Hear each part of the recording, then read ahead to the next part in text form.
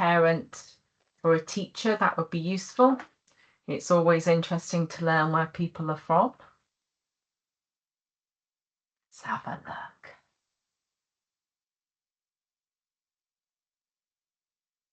Northwest London, Harrow. You were here last time, if I remember rightly, because I think I remember saying I used to live in Harrow, and I live in Surrey now, so all my neighbours are here.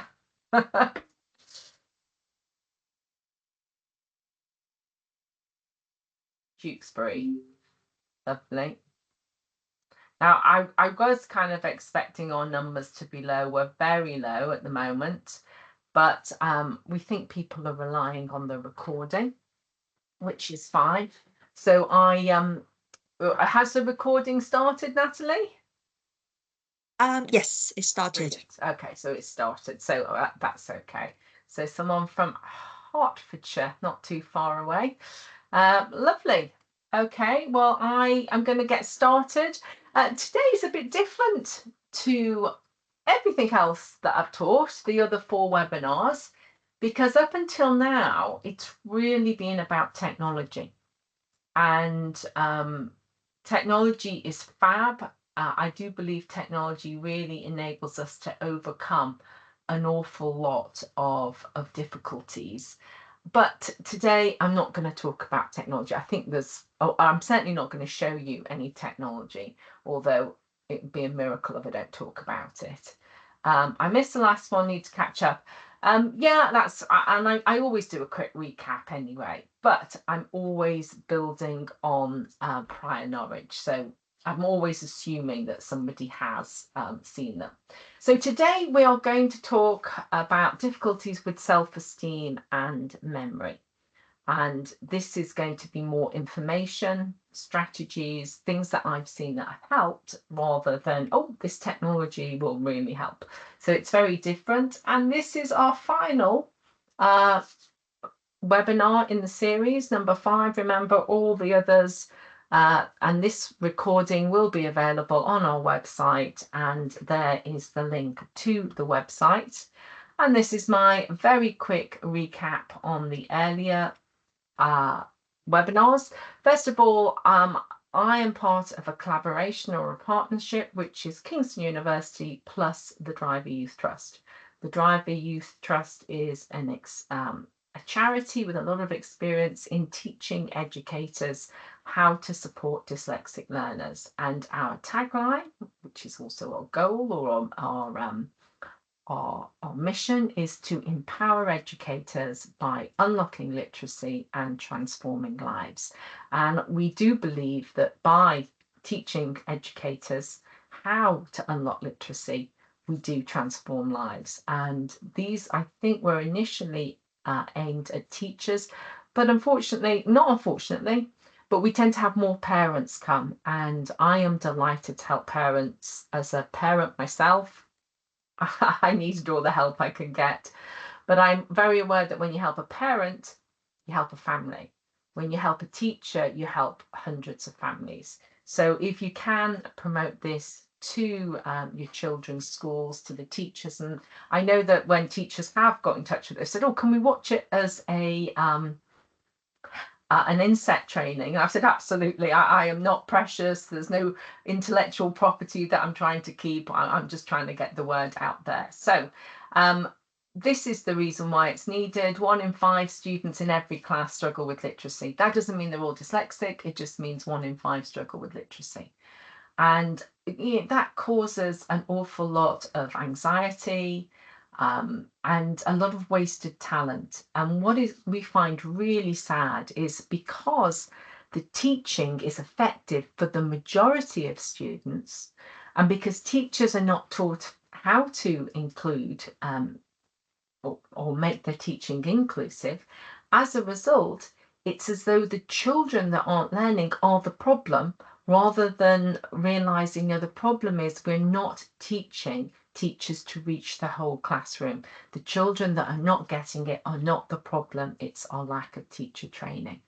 And what we did on the very first webinar is we did a number of simulations because we really want to build awareness of how our children are struggling in school.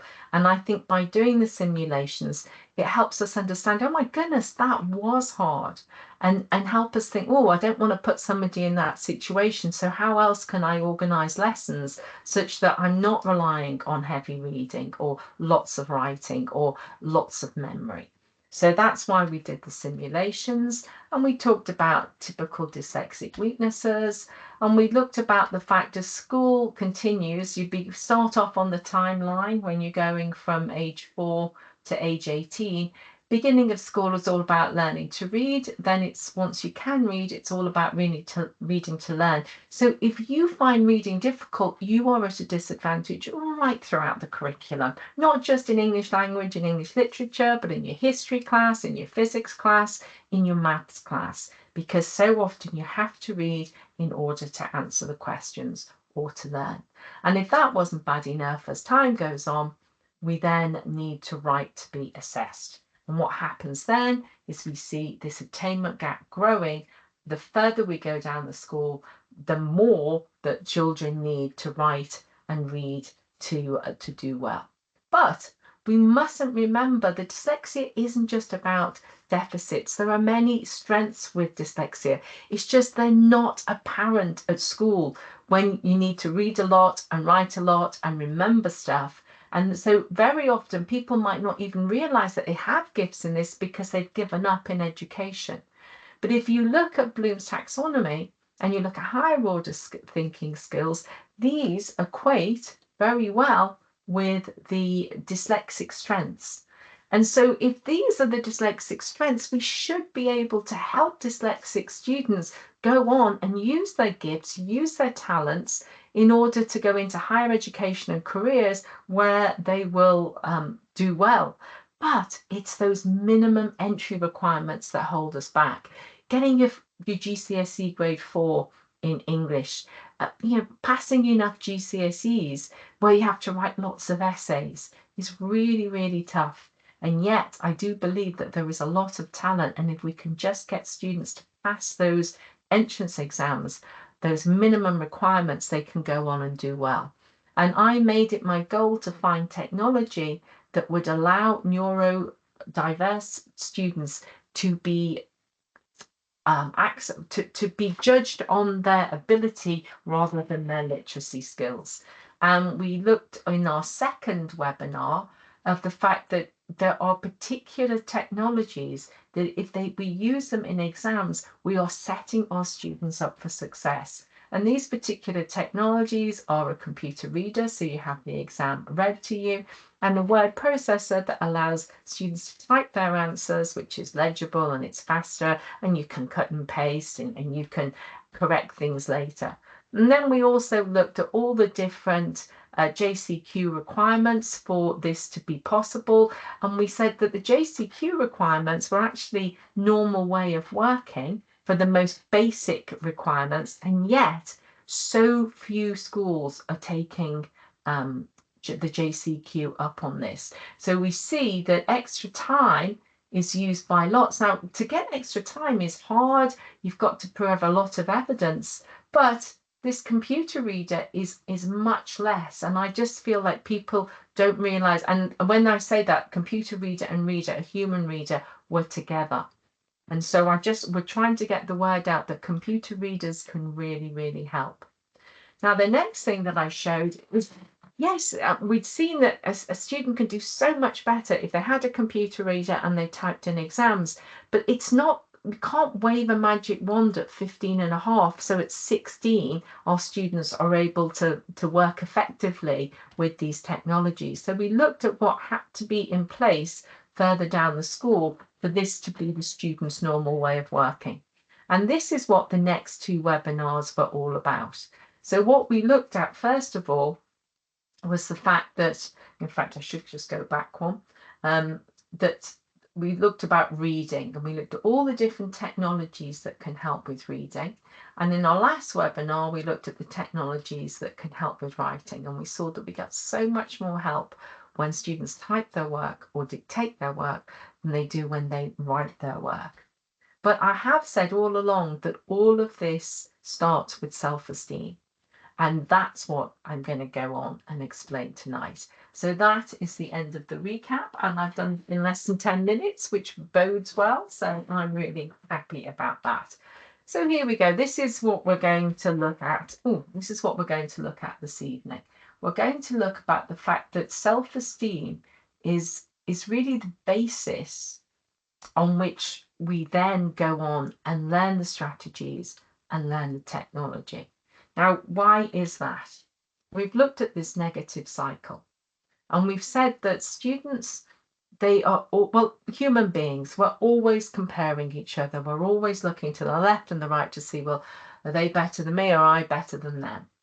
And students know that, I've worked really hard on that, and I've got lots of corrections, whereas the person that sits next to me on the left and the right just banged something in really easily as they were laughing and chatting, and they got a much better mark than me. So when they've compared themselves to their peers, it makes them anxious, and they think, well, I must be stupid. I must be incapable. And that makes them anxious next time that they're given a similar task to do, which has a knock-on effect on their work, because none of us performs our best when they're anxious, so they do even worse, and then they compare themselves with their peers. So there's a very negative cycle, and this lack of self-esteem, in my opinion, is the most debilitating deficit.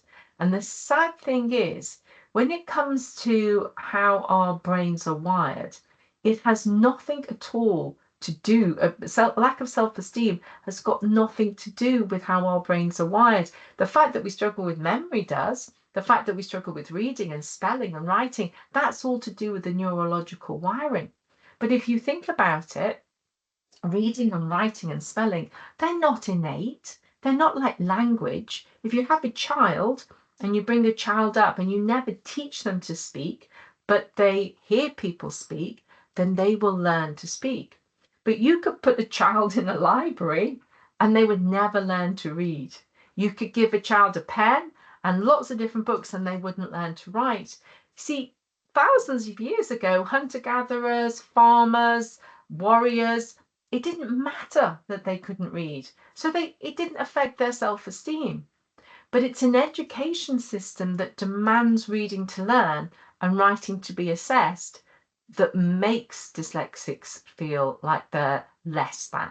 So it isn't part of the neurological wiring, it's a response to the education system, which I think is really, really sad. And what I'm wanting to help you do is to reverse this negative cycle. And this takes time to create a victorious cycle. It's not going to happen overnight, but I'm just going to talk you through it just ever so slightly. We want to set learners up for success, and that's what all the previous webinars have been around. How to overcome problems with reading, how to overcome problems with writing.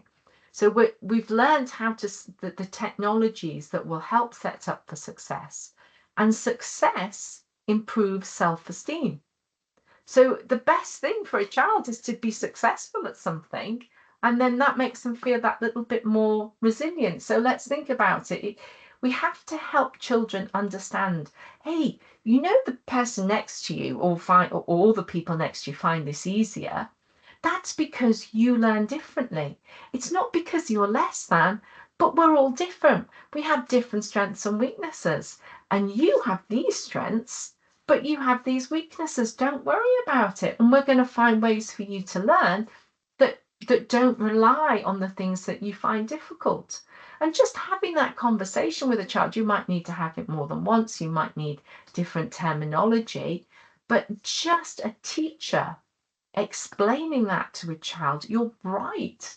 Let's work out how you learn best, is really, really helpful. And once they start to utilize these inclusive strategies and technologies, what happens is their marks start to improve.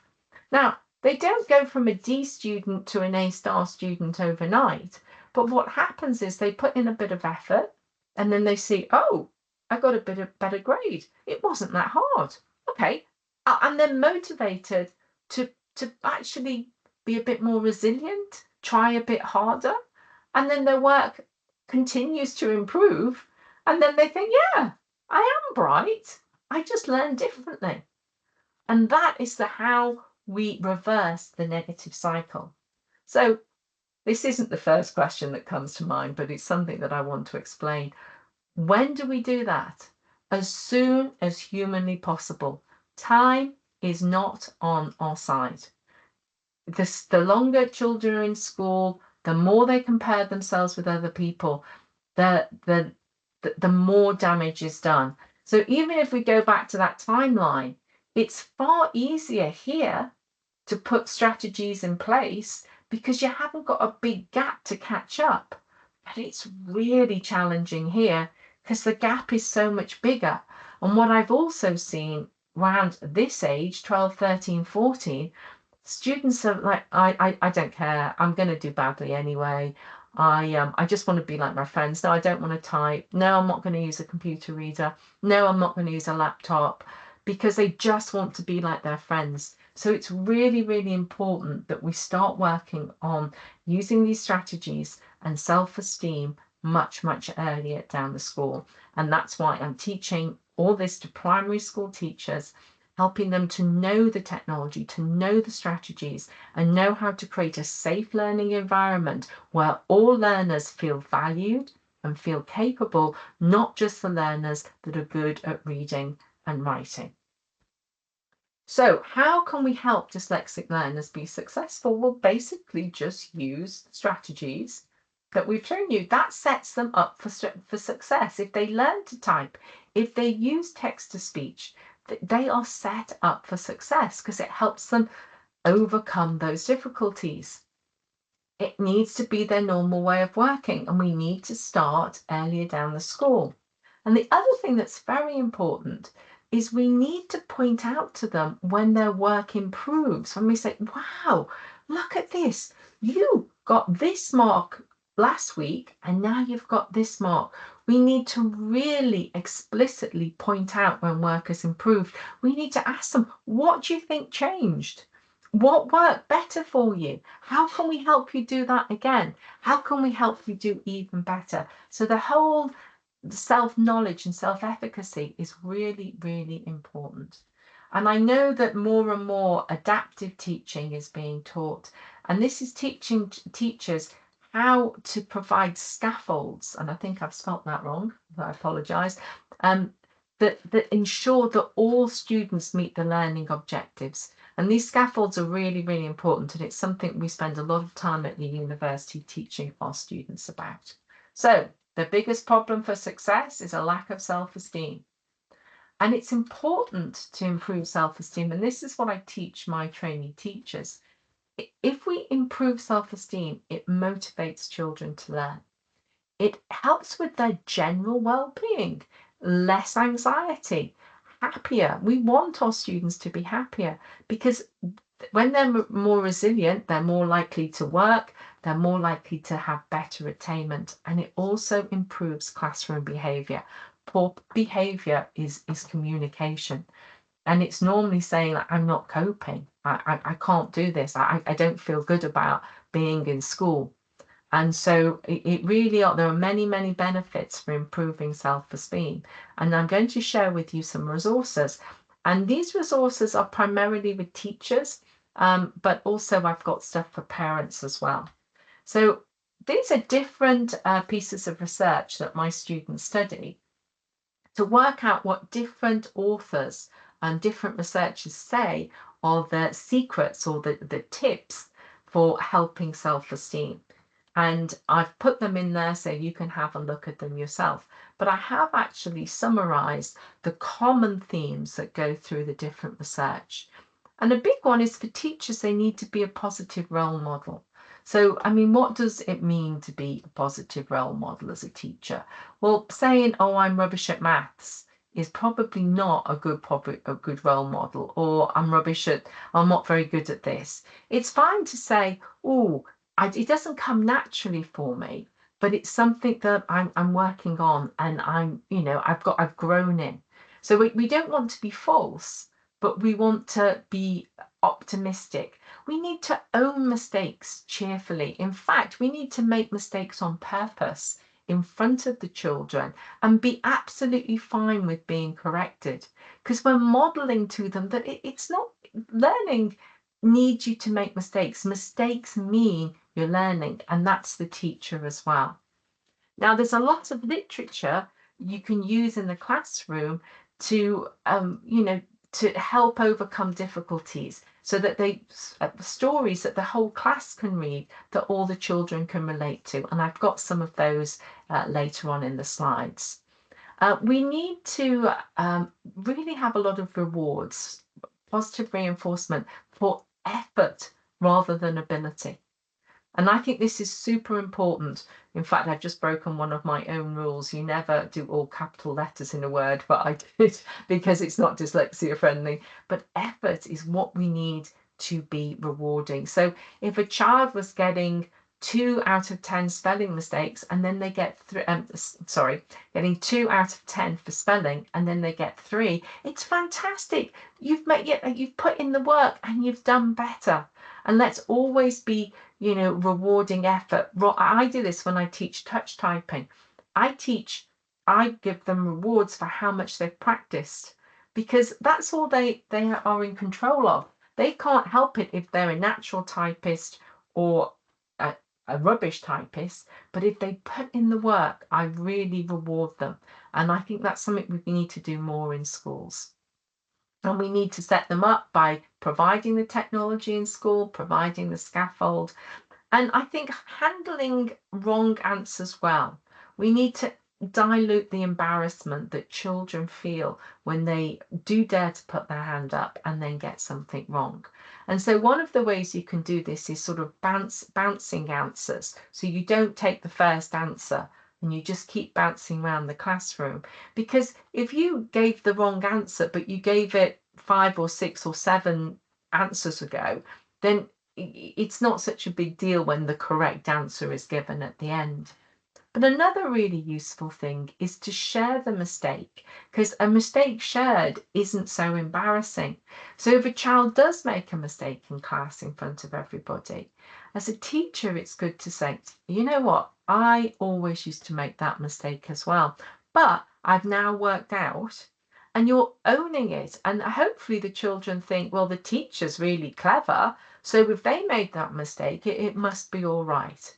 And I do think making mistakes in front of children, asking them to help you correct them, what's wrong with that sentence I've just written? Can you tell me, how could I make it better? This metacognitive talk, it explicitly models children how they should be thinking. Because I think too often we teach lessons like how to spell or, how to use an adverb, but we're not teaching how to think. And if we speak our thoughts, we're teaching children how to think, which is super helpful for them. Now, I said I'd give you some literature, and this is a research study which showed how you can use children's literature to promote self-awareness in the primary classroom. And I thought this was lovely, and my students that read it were very impressed with it. And all I've done is I've just pulled out a lot of the books that they recommend, and they actually tell you what they are good for. Now, as you read through these, it talks about getting things wrong, self-acceptance, perseverance, empathy. So it's good for other people in the class that find things easy to learn this as well. But there's nothing specifically in there about dyslexia. So I also went on a little, did a bit of research, and I found different books that have the heroes or characters in them that are either dyslexic or have ADHD or maybe or autistic. And I think it's really helpful to see yourself in books, and maybe as a class teacher to read a book with the class that helps explain neurodiverse characters, because it builds empathy and a cohesion between the whole classroom. So learners must understand that they are capable, but they learn differently. So the big question is, how do we do this? And this is something that I have found to be really, really effective. And I haven't seen any academic papers on this. I wish I had. In fact, this must be an academic paper that I should write, really. But when I was doing all my after school clubs and with my own children, I found this really, really helpful. And I am going to talk to you about something called movie therapy. And you'll notice that as I talk about movie therapy, I'm not saying to you, oh, and you should use movie therapy. I've got a question mark after it because I am not an expert at movie therapy, but this makes sense to me. Cinema therapy, aka movie therapy, is an insightful way to help clients change behaviors, thoughts, and perceptions.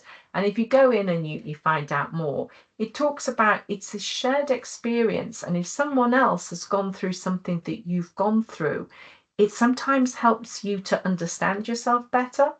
It might give you the vocabulary to express how you're feeling.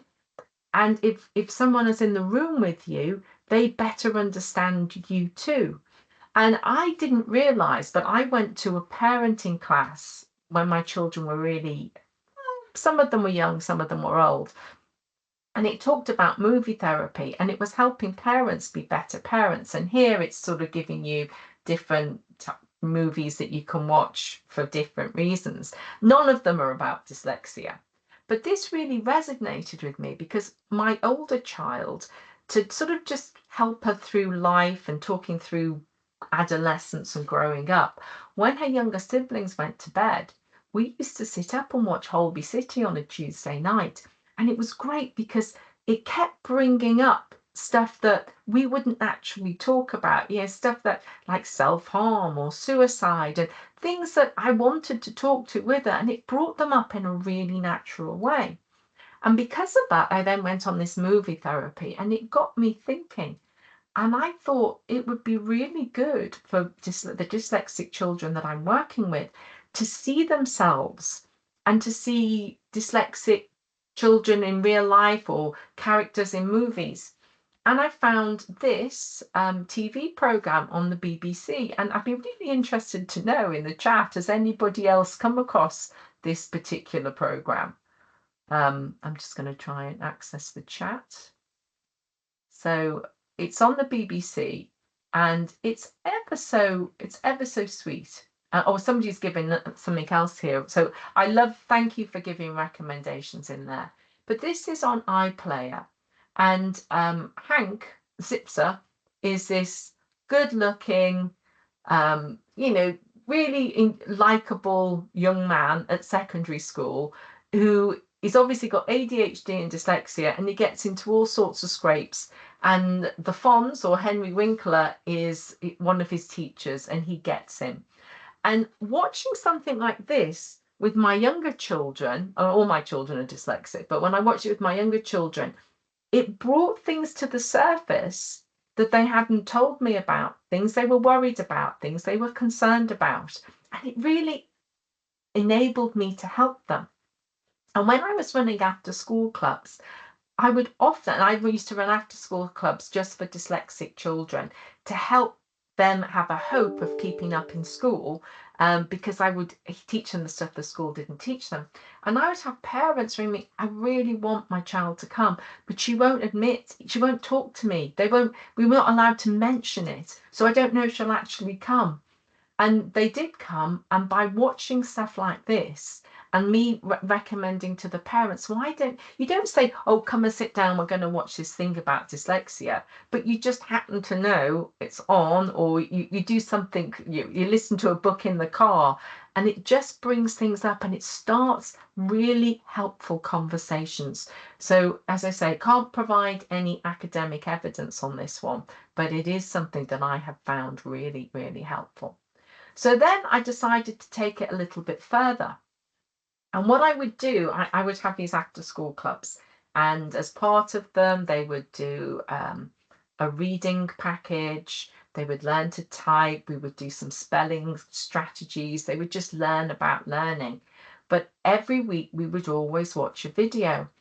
And this became just the favorite thing for the children. It was really encouraging. Even all these different age ranges, They all liked watching the videos.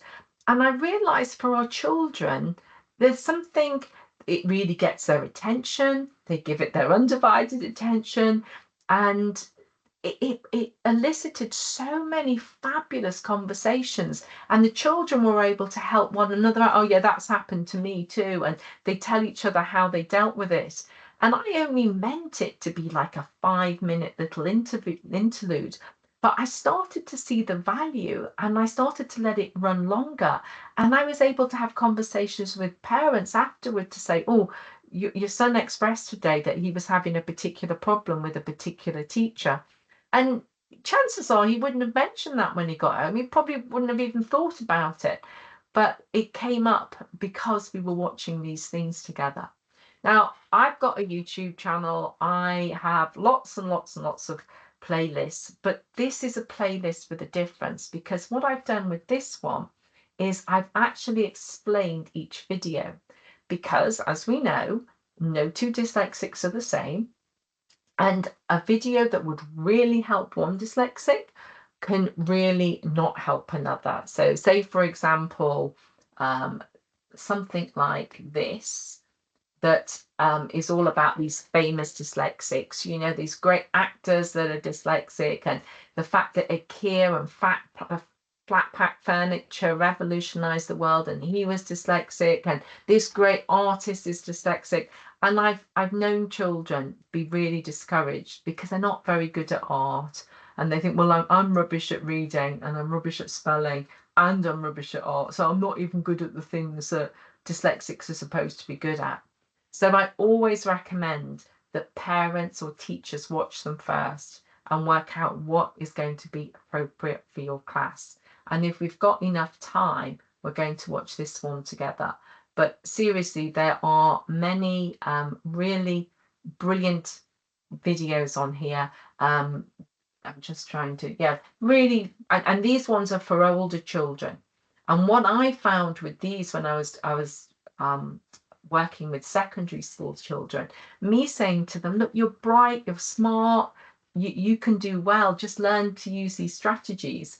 What would happen is they kind of, oh yeah, you're this old teacher. But this was this young trendy guy saying it, and he basically left school with very few qualifications, and then worked out afterwards he was dyslexic, but he was bright. And this young guy saying, you know what, I really wish I'd worked harder at school. It's much easier at school, but I didn't realize how important it was. And somebody like him explaining it, just, and he might use the odd expletive every so often, which also made him really cool. Yeah, nothing terrible, but it made my children more excited. So these are just the playlists that you can find. And you know, if you are somebody that's trying to help improve self-esteem, I'd have a look at those my web pages that explain all the different videos. So it's not enough just for the child themselves to understand that they are capable. Their peers need to as well, because it's no good you thinking, okay, the teacher's explained to me I'm bright, but everyone around me keeps treating me like I'm not very bright. That has an effect on people. So I'm just going to give you an example of an absolutely lovely video. It's very short, that I would just love. Now you have to tell me if the sound works. I did say shared. Oh, I hope I said share sound. We'll soon find out. Please tell me quickly if you can't hear it. Your brain is Are we good for the hearing? Yes? If no one said no, I'll assume we're good. Yes, we can hear it. Fabulous, thank you. amazing, and nobody else has one quite like it. Although everybody's brain looks the same, they all work differently from each other. Just as we all have different colour skin, hair, and eyes, we all have a brain that's individual to us. Like a fingerprint, we have different personalities, tastes, strengths, and weaknesses. Our brains can even see and understand the world in different ways. One of those ways is called dyslexia, which affects how the brain handles information it sees and hears. Dyslexic people may find it difficult to match letters to sounds. and to remember how to spell words. They may even see letters moving around when they're reading. They might have trouble telling left from right. Remembering lots of instructions can be especially hard. They may need more thinking time to remember the right word. Chicken! No, wait. Duck! As well as memorizing sequences. It may be difficult for them to hold a pencil and to write by hand. Even organizing themselves can be difficult. But everyone with dyslexia is different. It can affect how people feel about themselves. When they struggle with a task that other people find easy, they may feel frustrated, angry, or sad. Some dyslexic people try to hide their difficulties because they are worried about what others will think of them. However, thinking differently can be a really good thing. A person with dyslexia may be very good at seeing patterns and solving problems, imagining and rotating objects in their heads, telling stories and making people laugh, taking things apart, understanding how they work, and figuring out how to put them together again. Inventing, drawing, painting, and making things. Seeing the bigger picture. Dyslexic people can do a lot of things. They just might do them in a different way to how others would, and many of them have even become famous for it. There have been many famous dyslexic inventors, writers, scientists, business people, astronomers, paleontologists, actors, cooks, singers, artists, architects, and so on. Dyslexic people have changed the world. See dyslexia differently. I don't know about you, but I think that's really beautiful. And, you know, it's 3 minutes. Playing that in a classroom, I think any dyslexic child would feel encouraged. And I think the non-dyslexic children would really enjoy it. And they think, oh yeah, it makes it a bit cooler, doesn't it? Oh yeah, you have problems with that as well. And I just think it's lovely. And we need to provide as much help as we can to our children at school. So one way we do this is we create a safe learning environment. And I'm not going to watch any other videos with you. I particularly wanted to show that one because it really encapsulates what I'm saying. And a lot of the videos were very different. So that was very professional, very well done. Some were just dyslexic kids making videos and they were fabulous. And yeah, honestly, I get very encouraged.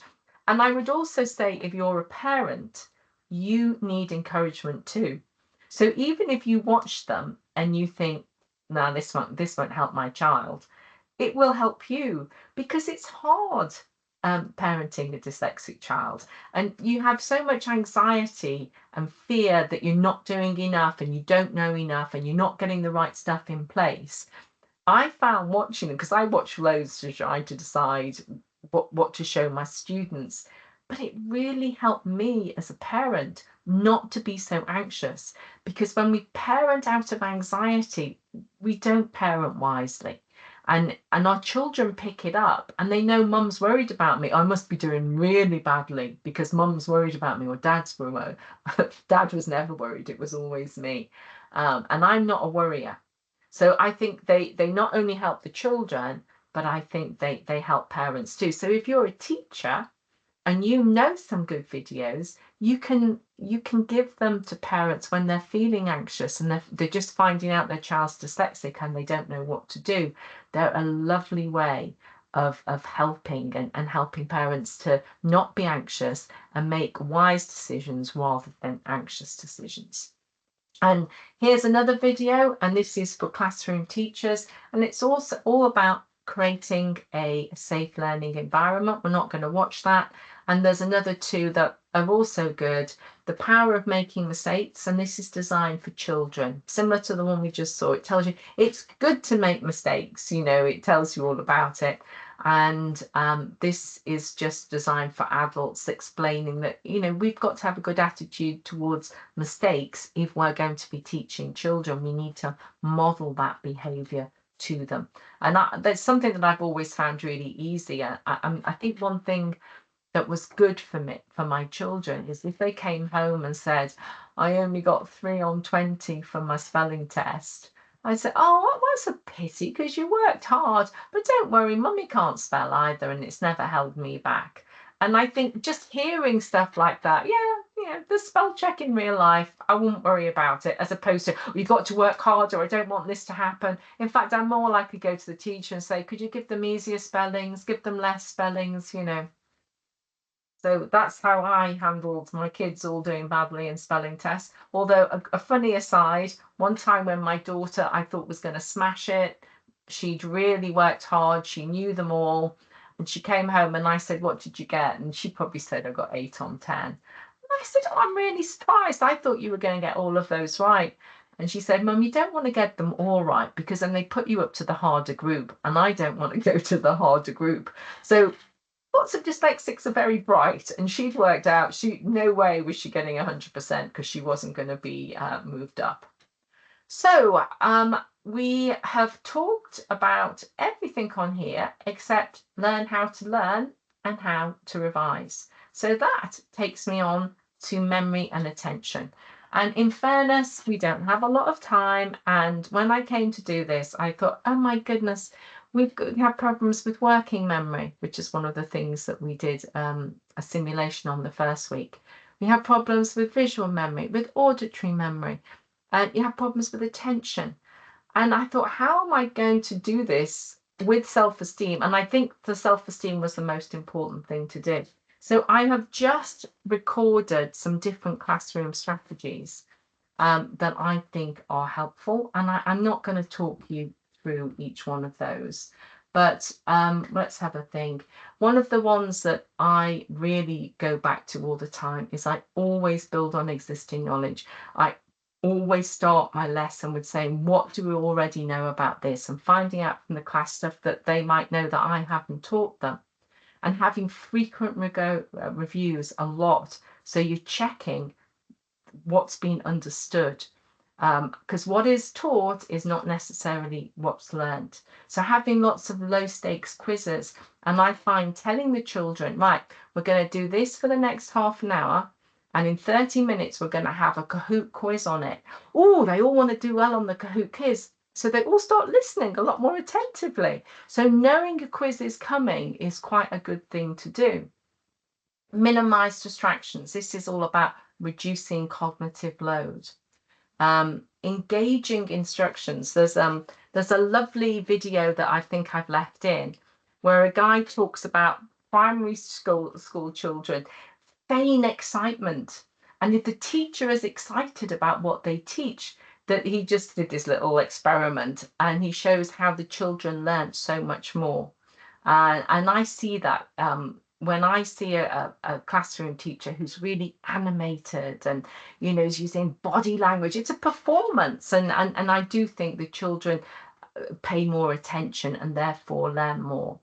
And we've got to use lots of different teaching styles and methods and break them up. So we have lots of different things that we're doing. So there's not too much reading or writing or doing things. We've got to break things up a lot.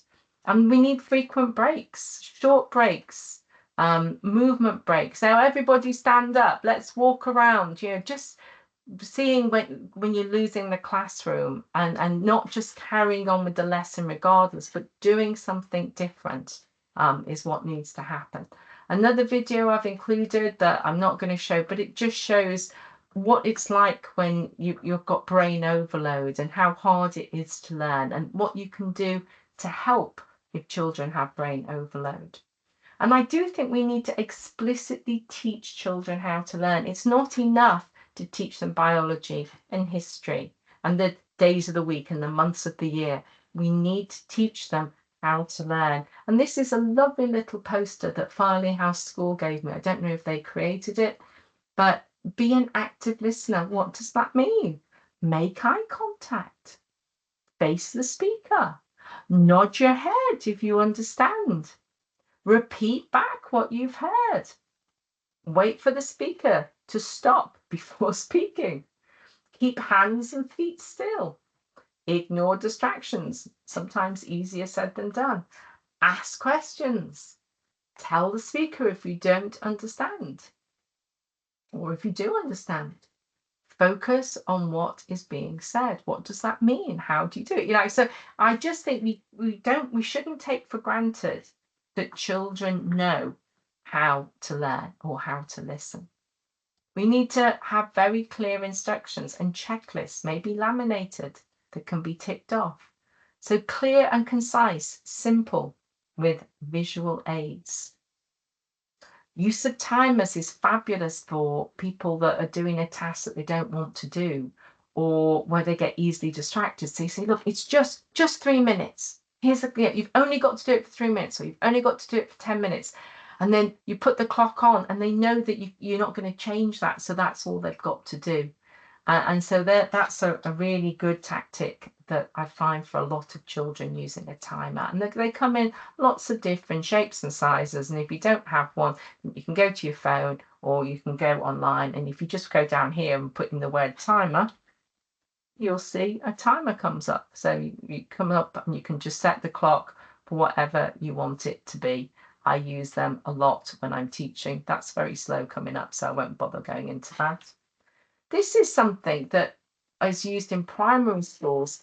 They're sound recorder buttons, and you can buy a lot of them quite cheap, and they just record very small amounts of sound.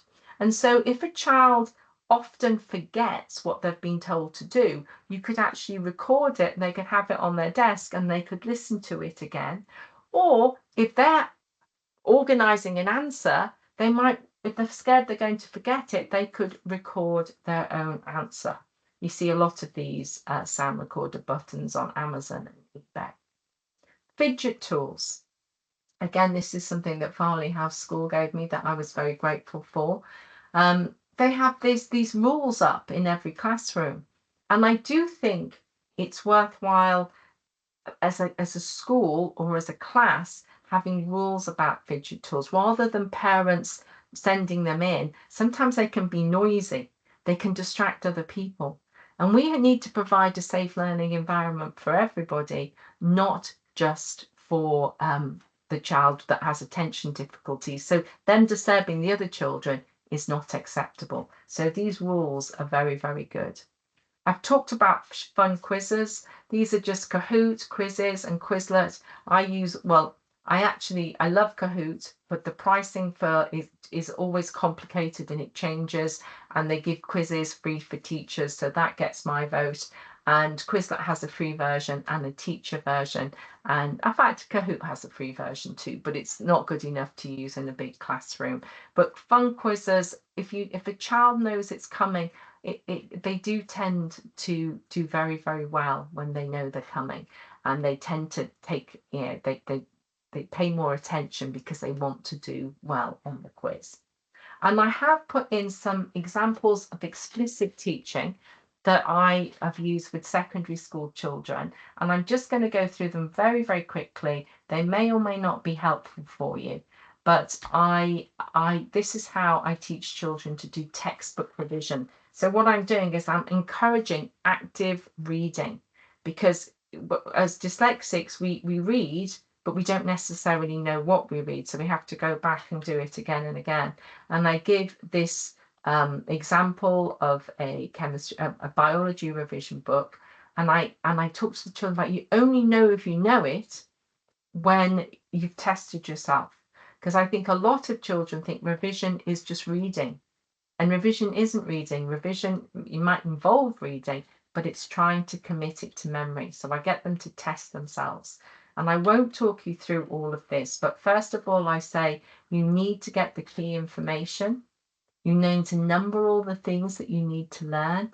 You need to use meaningful use of color, make notes that make it make more sense, or make a note of what hasn't made sense.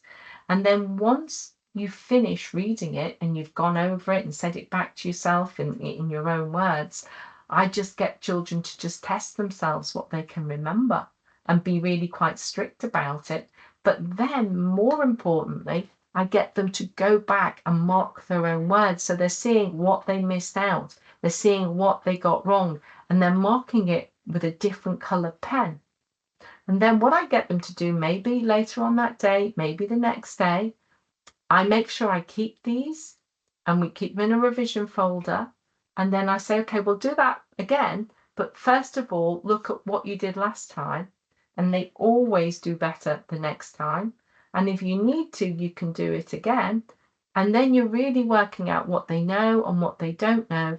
And you know you've got to do some more work maybe on the stuff that they don't know.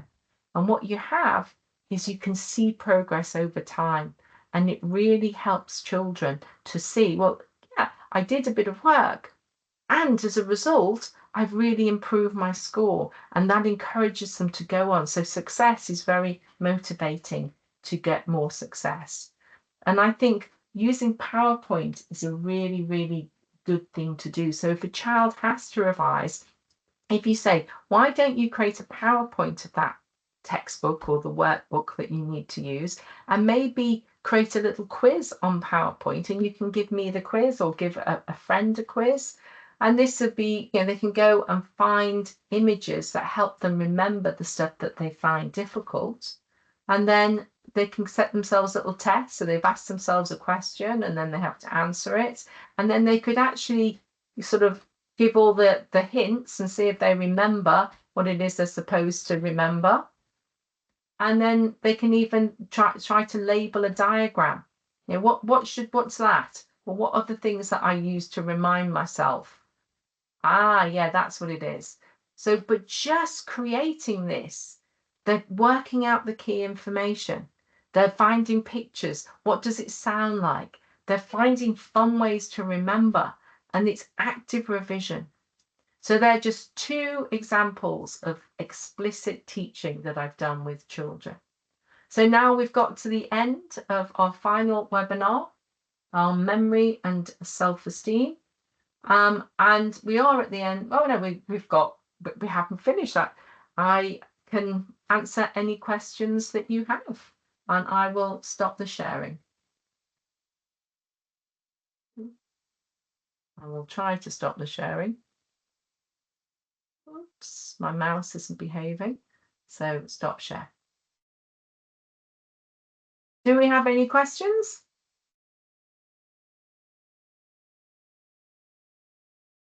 Well, thank you for your comments. Feel free to just to switch your microphone off and ask a question if that will help. I tell you what would be helpful for me is what did you find most helpful? So you can put it in the chat, because when you've been doing this sort of thing for a long time, sometimes when I was putting this together, I was thinking, well, this is so obvious. Maybe people already know this.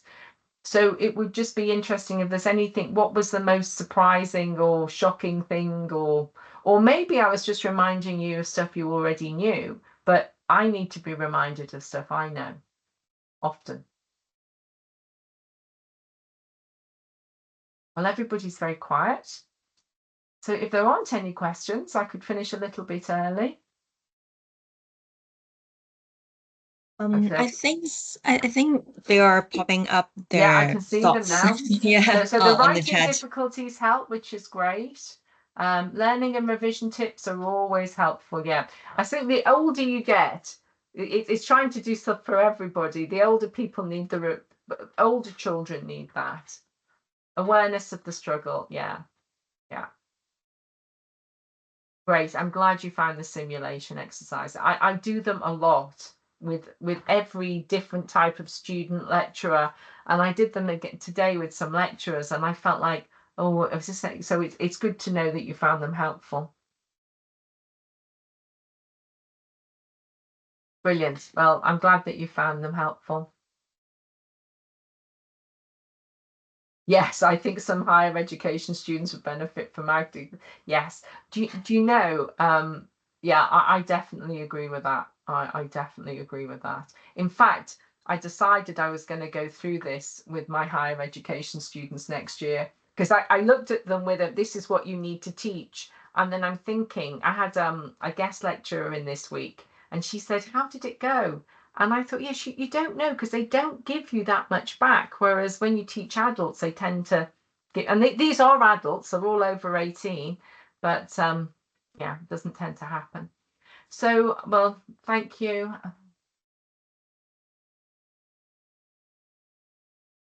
It's always harder with your own children. I honestly think I set up Achieve Now because I'd found it so hard with my own children, but I found it so easy with other people's children, because other people's children treat you with a little bit of respect and they listen to what you say. Whereas my own children be like, oh, whatever, you know, what do you know? So it was much easier, and you're less emotive and you're less anxious with your own children. Somebody got in touch with me and asked me if I could speak at a conference up in Yorkshire. And she said, I know you're probably too busy. And she'd asked me when my teaching was heavy, I would have had to said no, but it's not when I'm teaching, it's in July. So don't assume that I'm too busy to help. I genuinely just want to get the word out on this, and it is disappointing that you put on a free webinar series and there aren't as many people watching as you would hope. So if anyone has any ideas for how because I plan to do this once a year. Maybe I'll do it differently next year, but I need a better strategy for publicity. So if anyone can think of anything I can do to get the word out better, I would be very grateful. On that note, I think no one else is speaking. And if no one's asking me any question, I've sent a link to so many Senkos, I cannot tell you. I cannot tell you how many people and I don't even know if they open them. I've sent them to the Senko of the schools I've been to visit and given advice, but no. Yeah, I've done that as well. Okay, brilliant. Well, anything any of you can do. Yes, I haven't done the latest ones on Facebook because I was building up on knowledge, but the first ones I really pushed on Facebook. Local parent care reformers, I did those as well. Yeah, it's hard to believe. But anyhow, and you've got my email address, or you can get me via Natalie. Actually, I think that's what tends to happen if you reply to the emails you get. I'm always interested in any ideas you have to spread this knowledge. So thank you so much for your attention, and maybe we'll do something similar again next year, although chances are it will be the same stuff again to try and reach a larger audience. So thank you very much for your attention and the encouragement, guys. So thank you. Bye-bye. Thank you.